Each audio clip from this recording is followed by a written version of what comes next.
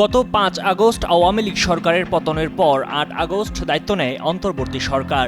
নতুন সরকারের সামনে যেসব বিষয় চ্যালেঞ্জ হিসেবে আসে তার মধ্যে অন্যতম আইনশৃঙ্খলা রক্ষা।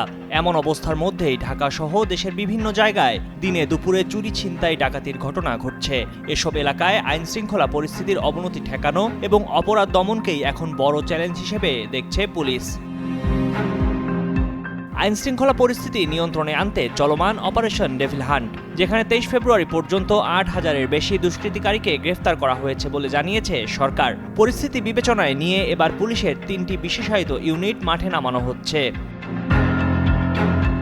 বাংলাদেশ পুলিশের মহাপরিদর্শক আইজিপি বাহারুল আলম জানিয়েছেন, ছিনতাই রোধে পুলিশের ৩টি বিশেষায়িত ইউনিট শিগগিরই মাঠে নামবে। ২৪ ফেব্রুয়ারি রাজশাহীর প্রাইমারি ট্রেনিং সেন্টারে দেশের পরিবর্তিত পরিস্থিতিতে মানবাধিকার ও পরিবেশের ওপর গুরুত্ব সহ আইন প্রয়োগ বিষয়ক কর্মশালায় তিনি এসব তথ্য জানান। বলেন, রাতে ছিনতাই বেড়েছে, দিনেও ছিনতাই বেড়েছে। ছিনতাই প্রতিরোধে বিশেষ ব্যবস্থা নেওয়ার সিদ্ধান্ত হয়েছে বলেও জানান তিনি।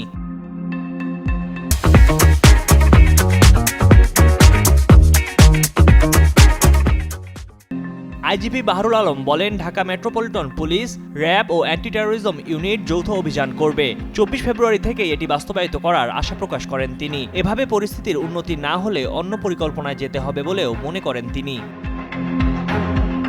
আইজিপি আরও বলেন, অপারেশন ডেভিল হান্ট মূলত যারা সমাজ বিরোধী কাজ করে কিংবা যারা সন্ত্রাস করে তাদের বিরুদ্ধে। তিনি বলেন, ডেভিল হান্টে বড় সন্ত্রাসী, বড় সন্ত্রাসকারী ও চোরাকারবারি সবাই ধরা পড়ছে। তিনি আরও বলেন, একটি গোষ্ঠী চায় না বাংলাদেশে স্থিতিশীল পরিবেশ বজায় থাকুক। সেটার পেছনে রাজনৈতিক উদ্দেশ্য থাকতে পারে বলেও জানান তিনি। ময়ূখ ইসলাম, কালের কণ্ঠ।